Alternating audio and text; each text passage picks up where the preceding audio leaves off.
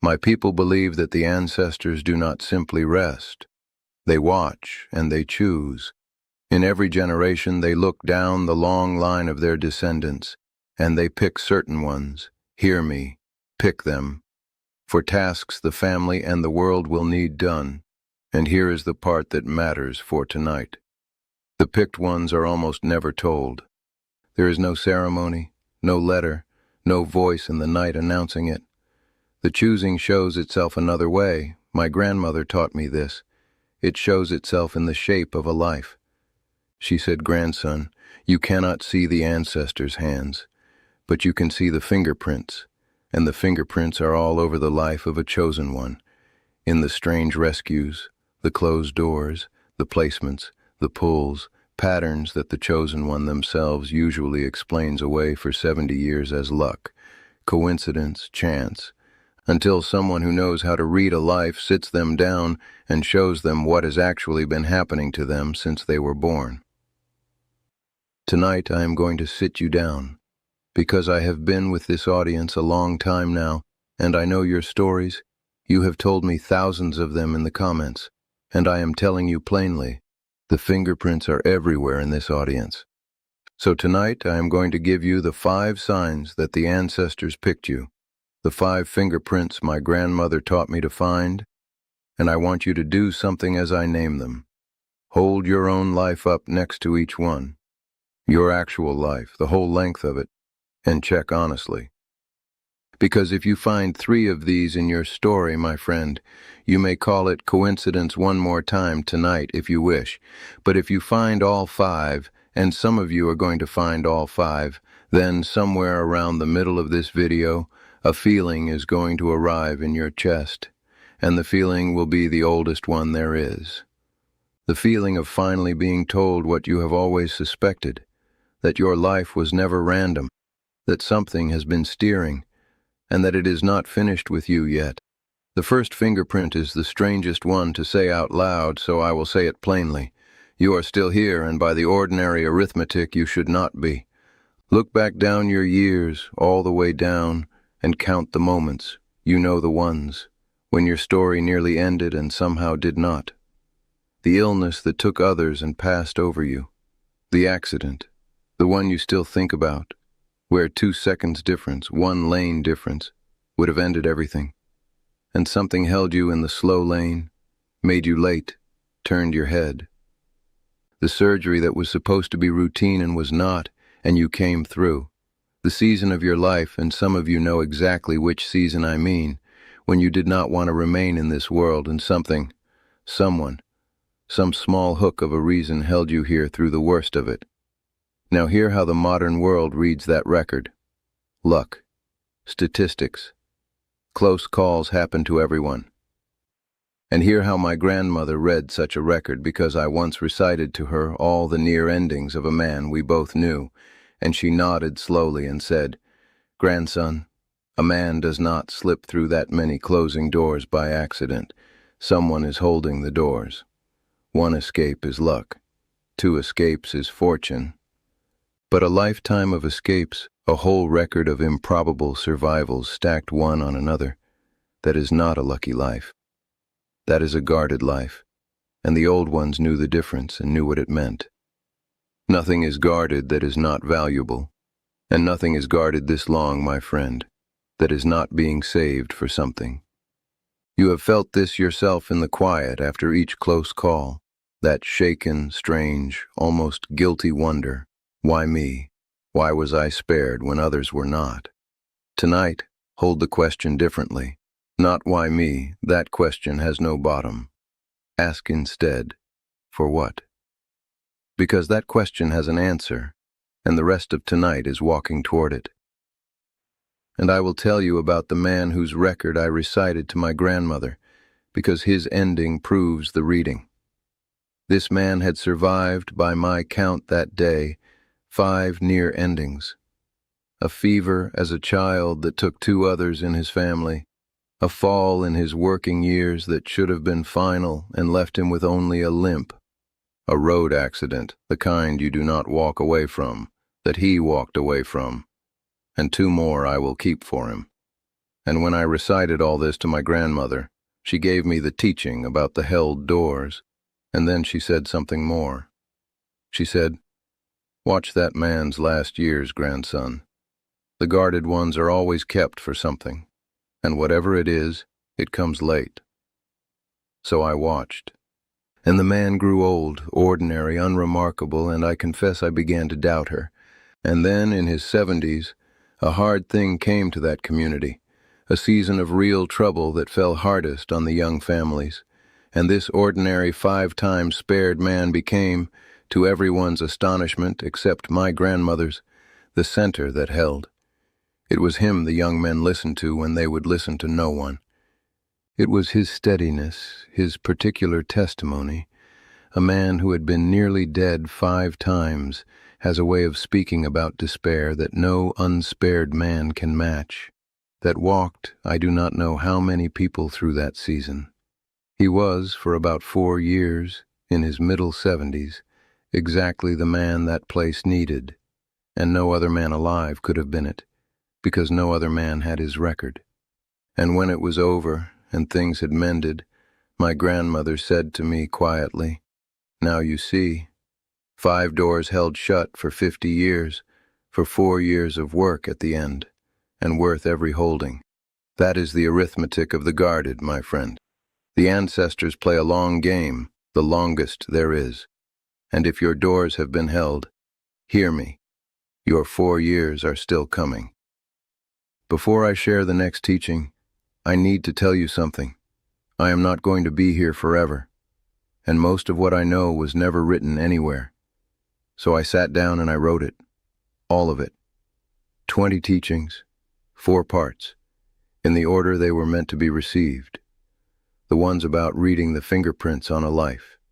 The ones about what the guarded ones are being saved for. The ones I have never said on camera. It is called The Native Way, and it costs less than 1 dinner you will not remember. Scan the code on your screen or look in the comments, but do not leave yet, because the second fingerprint is hiding inside the worst disappointments of your life, and when I show it to you, some old griefs are going to change their meaning forever. The second fingerprint is the doors that closed against your will and turned out to be mercy. Every life has them, but the picked lives, hear me, the picked lives are full of them, and they follow a pattern once you learn to see it. Think of the things you wanted desperately and did not get. The job that went to someone else and you grieved it, and years later you watched what happened to the people who worked there, the collapse, the misery, the cost, and you sat very still one afternoon doing the arithmetic of what your life would have become inside it. The person who would not love you back, the one whose leaving broke you open at 25 or 35, and you begged whatever you pray to for them to return, and they did not return. And hear me now, decades later you know things about how that person's road went, and you have had the quiet, guilty, staggering thought, thank God that prayer was refused. The house that fell through, the move that collapsed, the plan that some maddening obstacle kept blocking, and behind the obstacle, invisible at the time, stood your whole good life, the one you actually got to live, the spouse you actually met because the move failed, the children who exist only because that door slammed. Now hear the old reading. A door that closes against your begging and saves your life by closing has not malfunctioned, my friend. It has been held shut. And a life that contains many such doors, a life where the worst refusals kept ripening into the greatest mercies over and over in a pattern, is a steered life. My grandmother said, "The ancestors cannot always give the chosen one what they ask for, because the chosen one, not knowing what they are for, keeps asking to walk off their own path. So the ancestors do the only kind thing. They lock the wrong doors and endure the weeping." She said, "The weeping is the hardest part of watching over someone, grandson. They cry at every locked door, and we hold it shut, and we love them, and we hold it shut. Count your locked doors tonight. Count the refusals that saved you. And then, if you find the pattern, Do something you have never done. Thank the hands that held them. And while you are counting, notice one more thing about your locked doors, the timing of the mercy's reveal. It almost never comes quickly.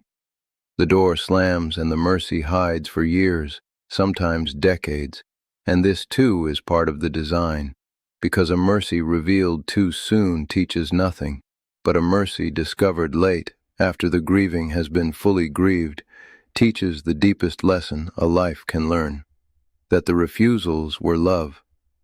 All along, the refusals were love. The third fingerprint is placement. You have been again and again across your whole life mysteriously in position, present at the exact moment you were needed, in places you had no plan to be. Look for this pattern, because it hides in stories you have told for years as coincidences. You changed your route that day for no reason, and because you did, you were there when the neighbor fell, when the child wandered toward the road, when the stranger needed exactly the help you could give. You called her just to say hello. You had not called in months. Something just said, "Call," and she answered weeping because it was the worst hour of her year, and the phone rang, and it was you. You took the job you never wanted, and it put you beside one particular person in one particular season of their breaking, and you now know, looking back, that being beside them then may be one of the most important things you ever did. The picked ones are moved like this constantly. Hear me, constantly. The old people knew it, and even had a way of speaking about it. They would say of such a person, "The wind puts them where they are needed." And the picked ones themselves almost never see the pattern, because each placement, taken alone, looks like accident. It is only the whole record, laid out across 70 years, that reveals the design, dozens of times, maybe hundreds, when your unplanned presence was the exact provision for someone's unspoken need. Lay out your record tonight, the times you were inexplicably there. And ask yourself the question my grandmother asked about such records.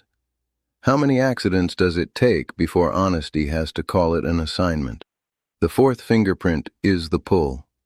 All your life, you have been pulled toward things you could not justify. Interests that arrived from nowhere and would not leave. The subject you were drawn to that no one in your family cared about. The place you always longed to see. Or the place you drove through once and felt absurdly, powerfully, that it knew you. The skill you were compelled to learn, the books that found you at strange times, hear that. The right teaching arriving at the exact season you needed it, again and again, as if something were curating your education. The people, this one above all, the friendships that began with instant recognition, the mentors who appeared precisely when the road forked, the stranger whose one conversation changed your direction, and none of it planned, all of it pulled. And here you are tonight, at this fire, and be honest about how you got here too. You did not search for an old man on a bench. Something put this in front of you some evening, and something in you said stay, and you have been coming back ever since, and you could not fully explain to anyone why these teachings land in you the way they do. Hear the old understanding of the pull. The ancestors cannot speak instructions to the chosen one, that is not permitted, but they are permitted to incline the heart. That was my grandmother's phrase. They incline the heart, grandson. They cannot push, but they can tilt, and a tilted heart rolls toward what it was made for and calls the rolling curiosity. Every unexplainable pull of your life was a tilt. The interests were provisioning you. The books were training you. The people were positioning you. And the fire you are sitting at right now, at this exact age, in this exact season of your life, is a tilt too, my friend. And I think somewhere in you, you have suspected that for months. Because ask yourself honestly what has kept you here. It was never entertainment. There are louder entertainments one click away. Something in these teachings has been landing in prepared ground, week after week, as if you were being readied for something. And here an old man, plainly, I believe you are. The provisioning does not stop until the task arrives. And the fifth fingerprint, the one that confirms all the others, is this: the feeling of unfinishedness that will not retire. By every schedule the world publishes, you are done. The working years complete, the children raised, the great labors behind you, and the world has told you in 100 polite ways that your remaining job is to rest and fade and watch. And you have tried, and something in you will not sign the papers. There is a feeling in you, quiet, persistent, sometimes rising to an ache, that there is still something you are supposed to do. Not something you want to do, hear the difference. Something you are supposed to do, an appointment not yet kept, a delivery not yet made, and you cannot name it, and it will not leave, and it is strongest, is it not? In the still moments, the early mornings, the sleepless hours when the noise stops and the feeling surfaces and says, again, not yet, not done, there is still the thing. The modern world has a whole vocabulary for dismissing this feeling, restlessness, difficulty adjusting to retirement, and the old world had one sentence for it, and the sentence explains your whole late life. The assignment does not retire. The picked ones feel unfinished because they are unfinished, because the task they were guarded for, steered for, provisioned for, across all those spared years and locked doors and placements and pulls, comes due in the last season, not the middle ones.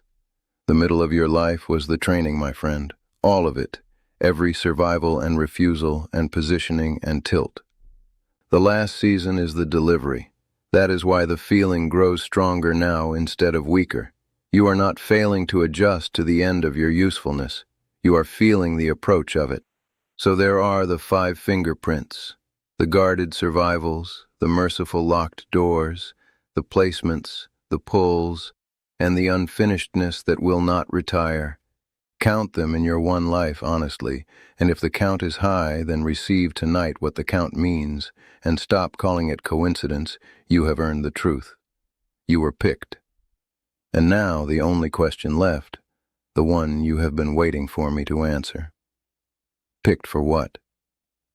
And here I must be honest with you the way my grandmother was honest with me. I cannot name your task. No one can name it for you. The ancestors do not send their assignments through middlemen.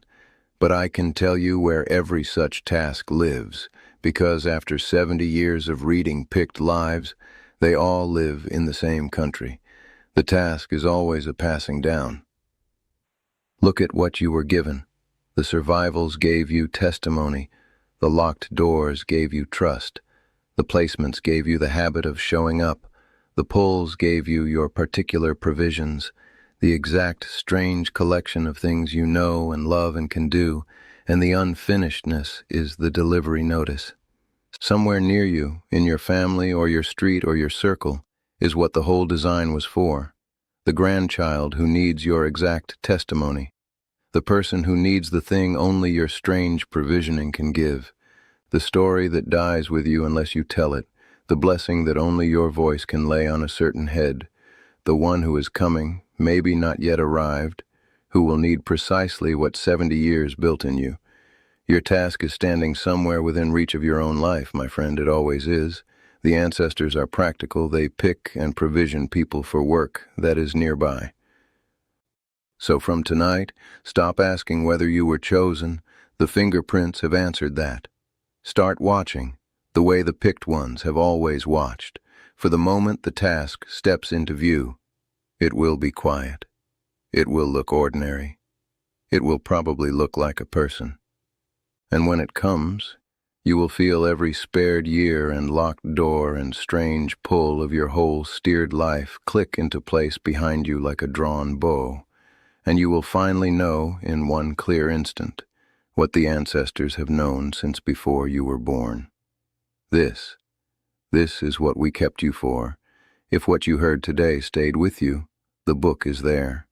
The Native Way. 20 teachings, 100 pages, written the way I would speak to you if we were sitting together. Scan the QR code on the screen with your phone, or find the link in the comments. Read one chapter. Sit with it. Now I want to hear from you. Tell me in the comments how many of the 5 fingerprints are on your life, and tell me about one locked door that turned out to be mercy. I read every comment. And if this is the kind of conversation you have been looking for, subscribe to this channel. We are not collecting viewers here. We are collecting people who remember. Come back next week. I am not done teaching yet.